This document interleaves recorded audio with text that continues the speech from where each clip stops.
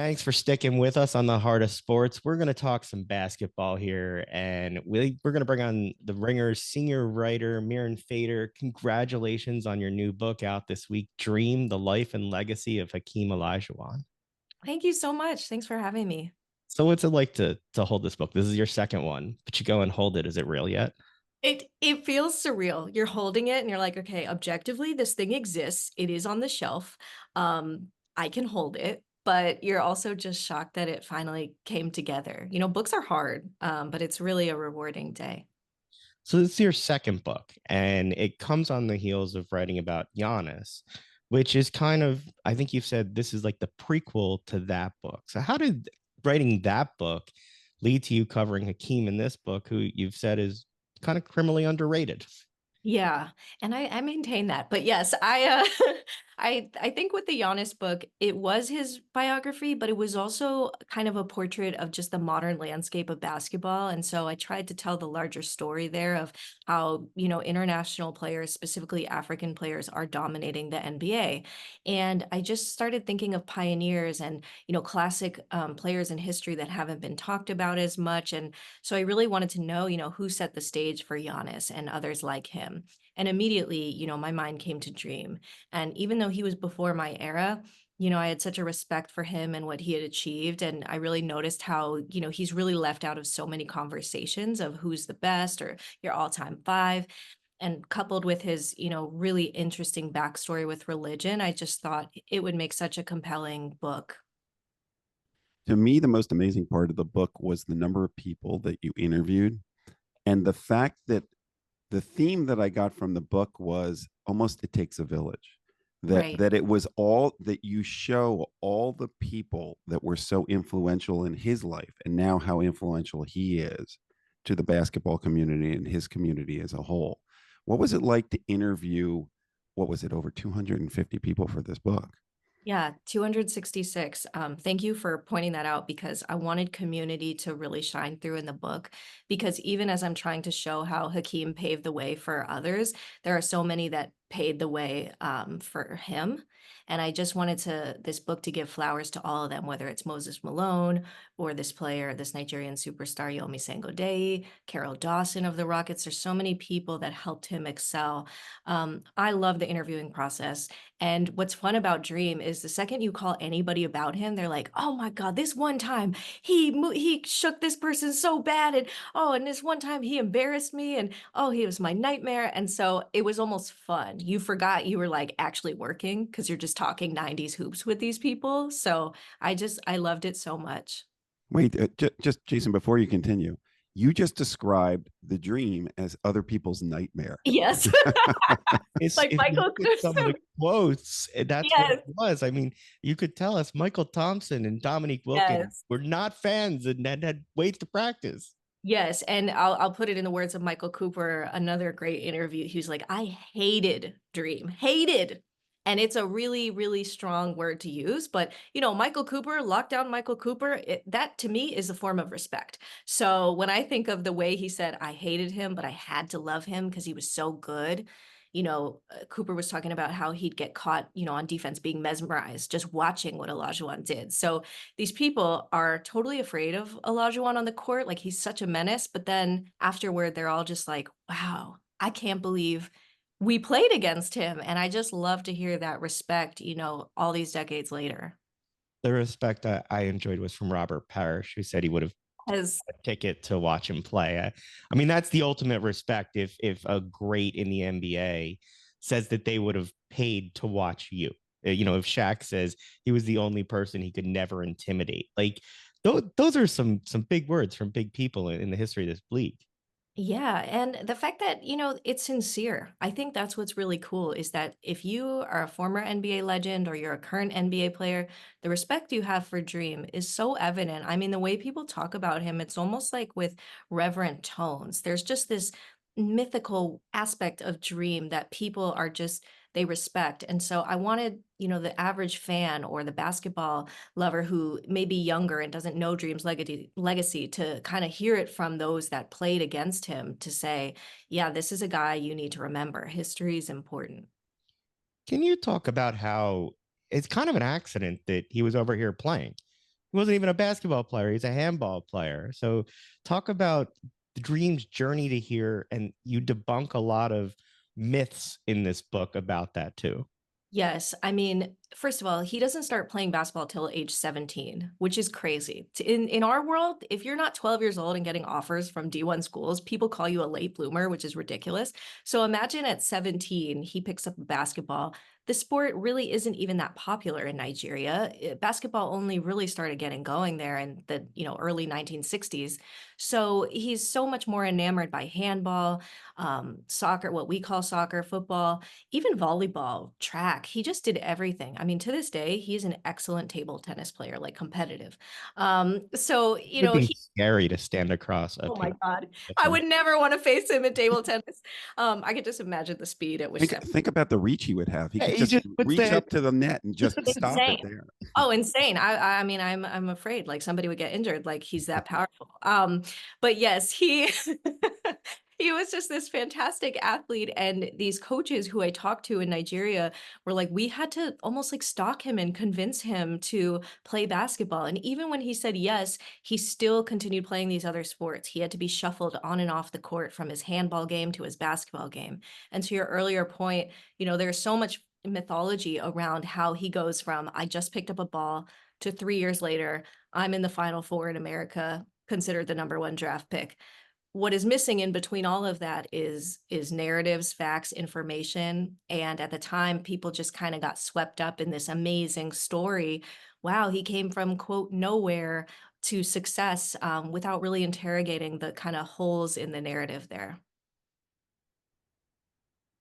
Talk to us about this was the time where Moses Malone really helped him in his life when he comes over to Houston. And people think about it when they learn that as, oh, he helped him as a basketball player. Not really. He helped him as a man and a person. Can you talk about the relationship between the two of them, also Carol Dawson, people who had huge influence on developing him as a person and a man and a player? Yeah, absolutely. And I think to your point, like the off the court mentorship was even more important than the on court mentorship.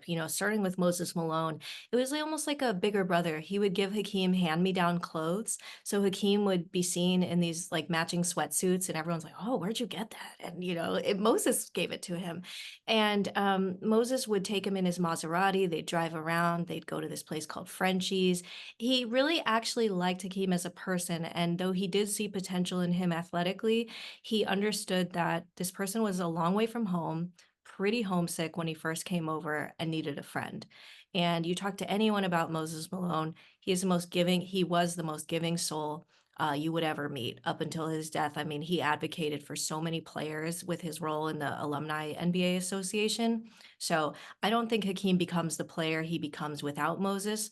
I don't think Hakeem becomes the mentor he becomes to people like LeBron, Giannis, Kobe without the example of Moses. Carol Dawson, who sadly just passed away, the former GM of the Rockets and former assistant coach, he was the ultimate big man coach. They called him CD. Every single day, he's working with Olajuwon on his drop steps, his post moves. I don't think people realize that when Olajuwon came to the Rockets, because he had only been playing for a few years, he really didn't have much offensive moves. I mean, he could run the fast break, catch the ball, and dunk it. That's what he did in college. But CD was really the first one that was like, okay, post work is an art. You got to go this way, you got to go that way, you got to have fakes. And so it was through the mentorship of CD that Olajuwon just makes leaps that rookie year, that second year. The amazing thing to me, I was of that era. I remember those five Slamma Jamma teams and absolutely loved him. But you did realize at that point that that was the whole team. The whole team was run, gun, dunk, play some defense, except against NC State at the end. Right. Uh, Which anytime you ask anybody from Houston about that, it's almost like they want to hang up the phone on me. But yeah, sorry to interrupt you. so I how think many? that was the last question you What? asked in the interview. Yeah, exactly. What is that like? Just off the subject of Elijah for a second. What is it like when you ask? I mean, we do interviews all the time, but we don't usually are not in a position to ask questions that people don't want to talk about. So that this has to be part of the story that you're telling, but nobody in Houston wants to talk about this.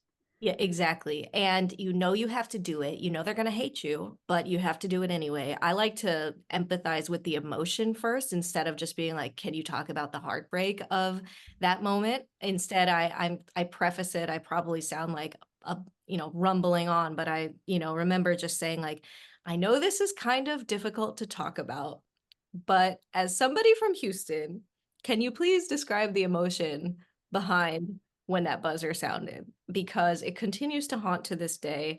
And the only reason I'm asking you about this is because I think when Hakeem finally does win 10 years later in the NBA, it almost makes up for that loss. So I tried to like link it with, the current thing, which is true. I do believe it makes up for that loss.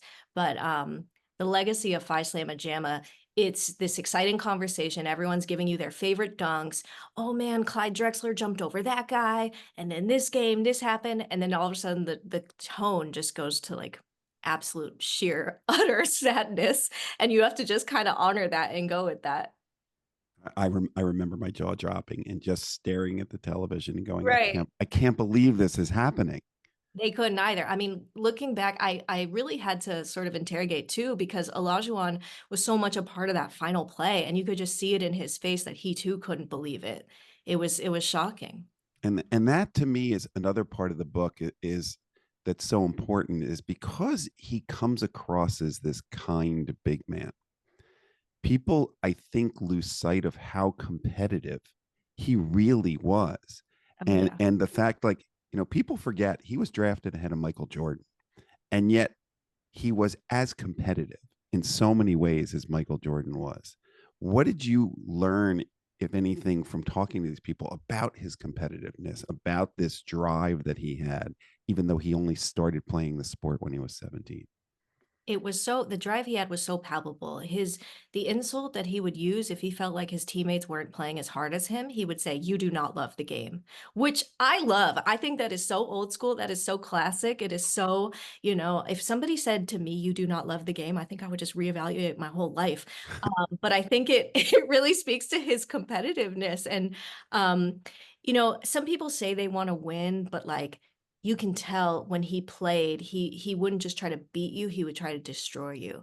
Um, People know him today as this very calm, stately man of peace, but he got so many ejections back then, and we really go through that in the book. And instead of it being an issue of temperament, to me, I think it stems back to the competitiveness. Because if you look at it, he's not the one instigating fights. People were fouling the crap out of him. I got people to admit that because they couldn't stop him. Like they should have called it the dream rules. But because of that, he was like, "No, I'm not going to let you do this to me. I want to beat you." And so I think his response, the way that he handled it, it showed, he was going to do everything he could to win that game, because oftentimes he just didn't have the help or support of his teammates. Did he And learn that on his own? Say that one more time. Did he learn that on his own? The idea that, wait a second, people are purposely fouling me. They're Oh trying to yeah. get me off my game. Or did he have a mentor that said to him, Akeem, look, this you need to deal with this, otherwise it's going to get out of Yes. control. Yeah, well, the fascinating thing about that was I thought when I started this project, I thought that the ejections and the temper started in the NBA, but it actually began in college. And Coach Guy V. Lewis of Houston would say to him, "Look, they're always going to call the foul on the second person who reacts. That's just how it is. Don't react, don't go for it." But of course, he went for it. And there's a famous fight against a UCSB player who actually returns in the book when they are adults all these years later, which I loved. And they both apologized. But when he gets to the pros, Rudy Tomjanovich, who eventually becomes the head coach, he's an assistant coach slash scout at the time. And so after these ejections, Rudy's the one that's walking him to the locker room and basically saying, "Dream, you gotta calm down. We need you in there." Carol Dawson would say, "Dream, like you've got to control it. We need you." But he was so competitive and wanted to win so badly, he just couldn't. And so all these people were trying to get through to him, but he just wasn't in a place to receive it yet.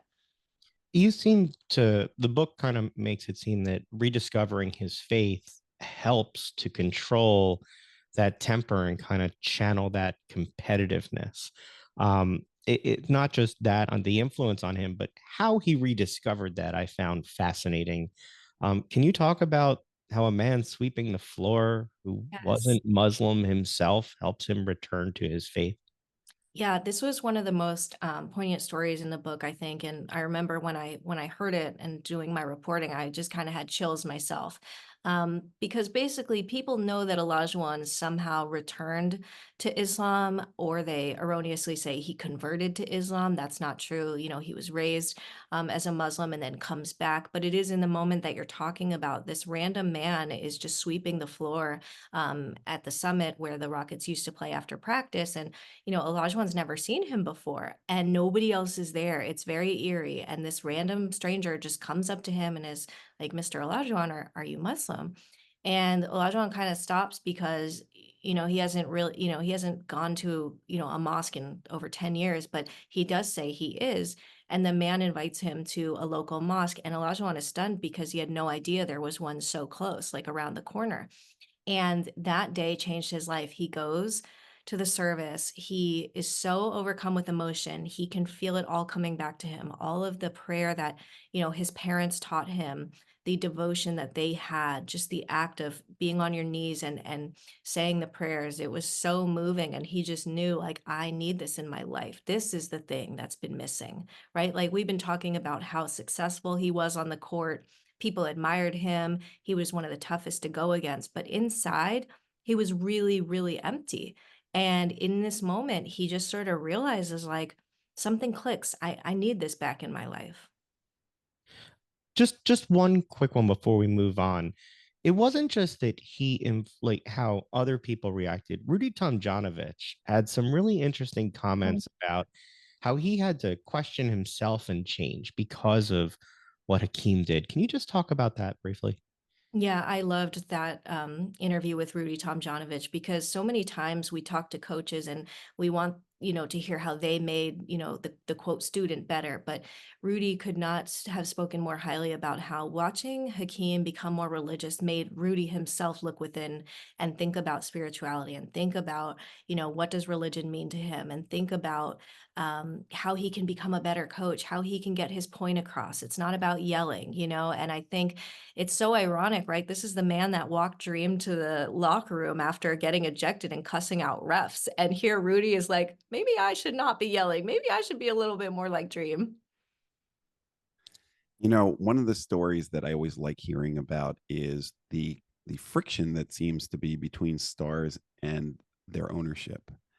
People don't, I don't think, realize that there was a point at which the owner of the Rockets was accusing Olajuwon of tanking, of faking it.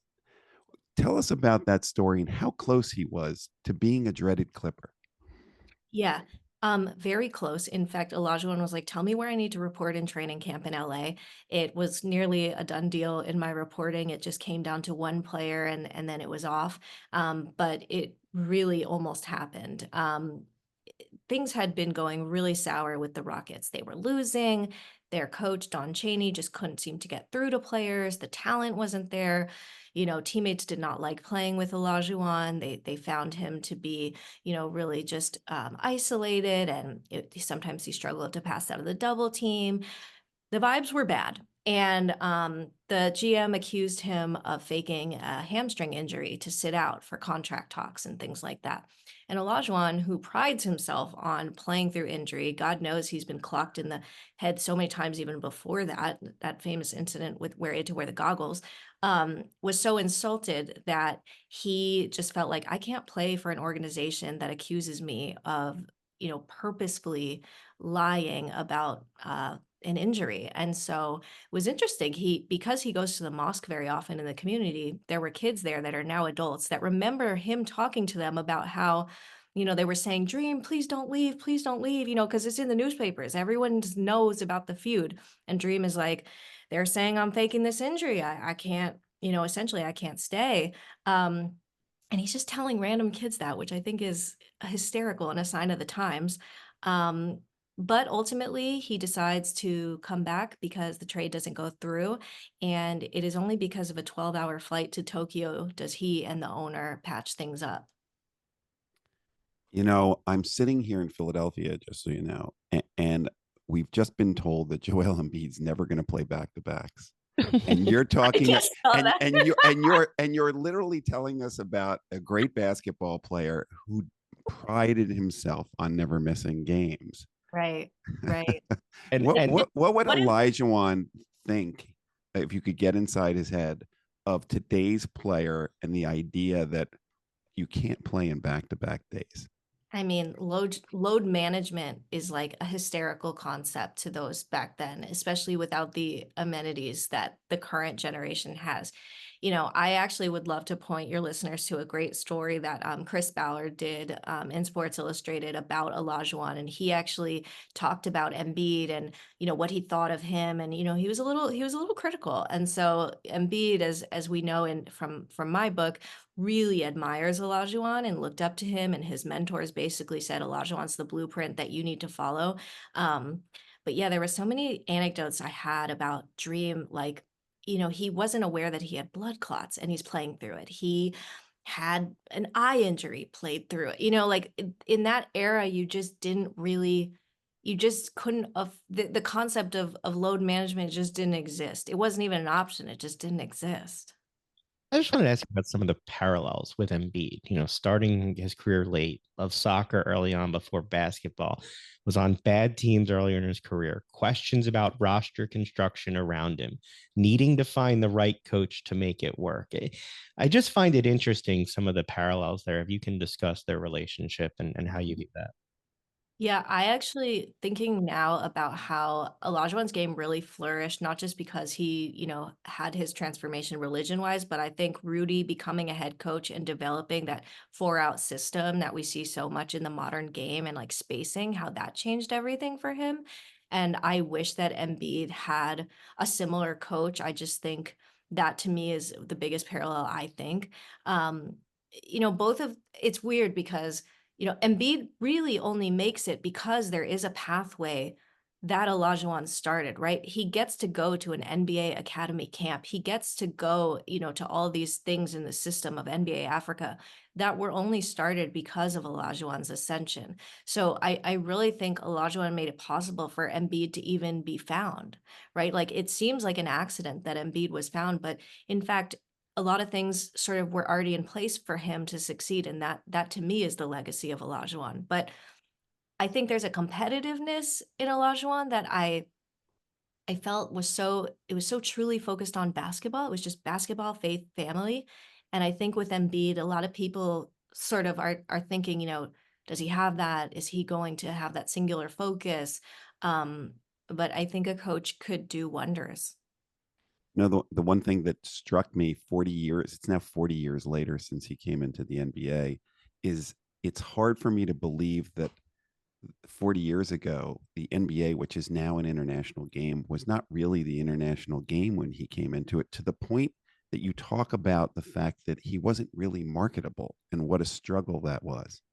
Yeah, sometimes I'm like looking through the archives for this book and I'm reading an editorial about how, his name is too hard to pronounce. And, is he as preferable as a quote American guy, which one New York Times editorial said.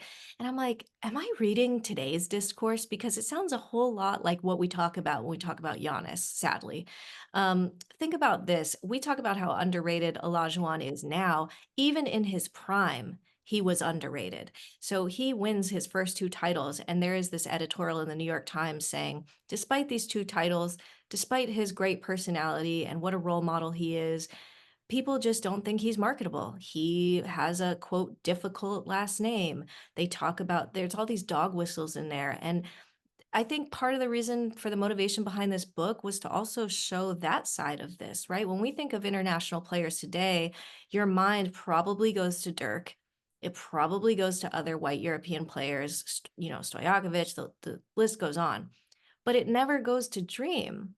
And I think it's important that when we think of international players, we think of him, but also the kind of barriers that he had to go through because it was not so common at the time.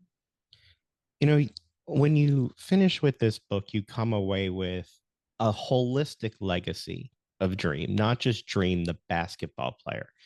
And it seems to be that the legacy is of him giving to others, but not taking credit, not getting credit. People do things and they try to take it, but they don't get it. He didn't he never tried to take it. Can you talk about that legacy and just how many people he's helped that nobody knows about unless somebody has a camera that leaks out a video like the Giannis? Right. Yeah, I'm actually really happy that that shines through in the book because that is the ultimate message that I wanted to show. It really goes back to Islam. Like if you look in the Quran, there are passages that talk about giving in secret. And charity is such a huge part of the religion and it talks about, giving in private. Don't give so others can see that you're giving. Just give and give, endlessly. And he so embodies that. There are so many stories in the book that I got from random people about how he helped them, or, for instance, in Toronto, for that chapter, he gets traded there right after 9/11, and he helps fund this mosque that could not get funding because banks were hesitant to work with Muslim people. You would never know about that because there's never press releases saying Olajuwon donated X amount of money to this place. In fact, it would be disrespectful in Olajuwon's eyes to share the amount. And so that's why in the book you never see the specific amounts, but more so just the overall sentiment of giving without sharing. And to me, I think he was taught that, right? He was taught that from Moses Malone. He was taught that from Carol Dawson. He was taught that from Yomi Sangodeyi, the Nigerian superstar. Um, if you are, over 50 and the youngest, most brightest players are coming to you at this stage in your life to learn from you, I mean, that just says it all. This is the ultimate respect. You are headed on a book tour, and I'm headed on a book tour. I believe one of the stops is here in Philadelphia. So Yes. tell people how they can see you on tour and how they can get this fantastic book. Oh, thank you so much. Yes, I'm going to be speaking at UPenn. I believe it's on the 21st. There is a link to registration, which is on my Twitter when I posted the graphic of the event, but I will keep posting it. If you can't find it, just search my name and Penn and you register for the event. I'm so excited. We can't wait to have you here. The book is Dream, the Life and Legacy of Hakeem Olajuwon. Mirren Fader, thank you so much for the time and best of luck with the book. Oh, thank you both so much. That was fun.